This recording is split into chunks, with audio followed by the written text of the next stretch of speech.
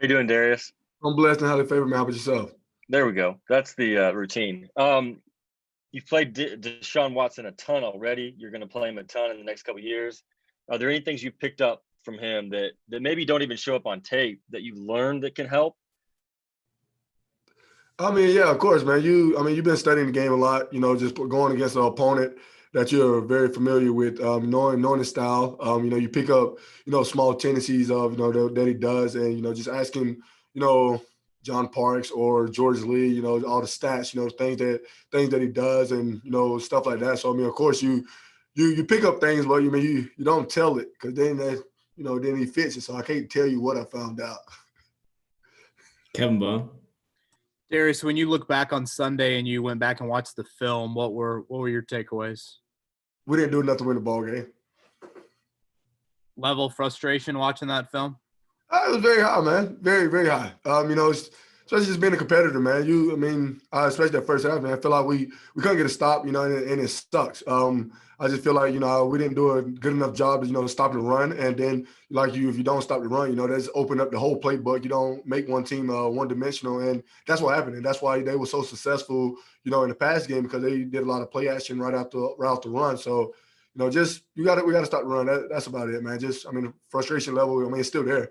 You still got that taste in your mouth until you go out and play another team. So, just looking forward to Sunday, and hopefully we put better tape on film because, last year Houston had the same success on a bounce play. Last week, Tennessee had a success on the bounce play, so we definitely got to fix that because they're definitely going to attack the same exact thing. So we gotta find a way to stop that and get off the field.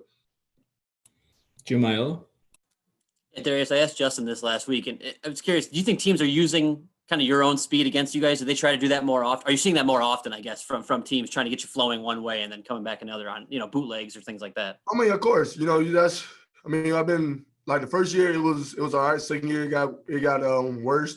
And then this year here, you see a lot of teams come out, the first thing boot action, like the first Tennessee game, they came out with 3 straight boots. That's the thing, they want to slow you down because they know that we're way too fast defensively for them, to block our speed. So they're definitely gonna try to find a way to slow us down, make sure that we were reading our keys and stuff. And, of course you're gonna see it more and more. That's why guys run screens on us.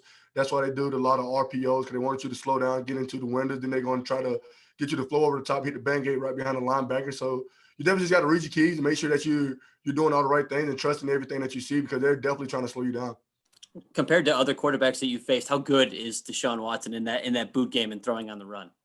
He's very good. He's about like Lamar. They're both dangerous in the run game, so you definitely gotta, you gotta protect that too. But their receivers, I always think about backyard football. Once Deshaun leave the pocket, there's no such thing as routes. Now it's more so everybody just run somewhere and get open, and that's when our rush come into play. We got to be 4 versus 1, and then we got to make sure that you have somebody got eyes on him at all times. So if he does leave the pocket, you have somebody in his face. You don't have all time to throw because, like I said, he can run it and he can throw it as well. George Bremer. Darius, Justin Houston said earlier in the week that Deshaun's a lot harder to tackle than you think. He's a lot stronger than maybe he looks on tape. How unique is he in that aspect? You see it, like you see a lot of times, in the pocket. It's crazy because you would think a quarterback doesn't, have that much awareness or that much contact balance in the pocket. You would think so more so out of the pocket, but he absorbed contact very well, and he's getting off tackles and those guys like that.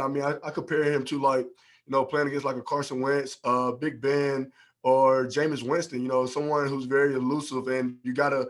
A lot of people, a guy like me, someone who goes for the ball, you got to make sure that you get the hips. They can't go anywhere without the hips or your legs. So you make sure that you got a firm grip and make sure you get them down. Like this is the type of week that you really can't really go for the ball in the pocket just because he is so great at, absorbing contact and getting out of it. So you got to make sure you get him down.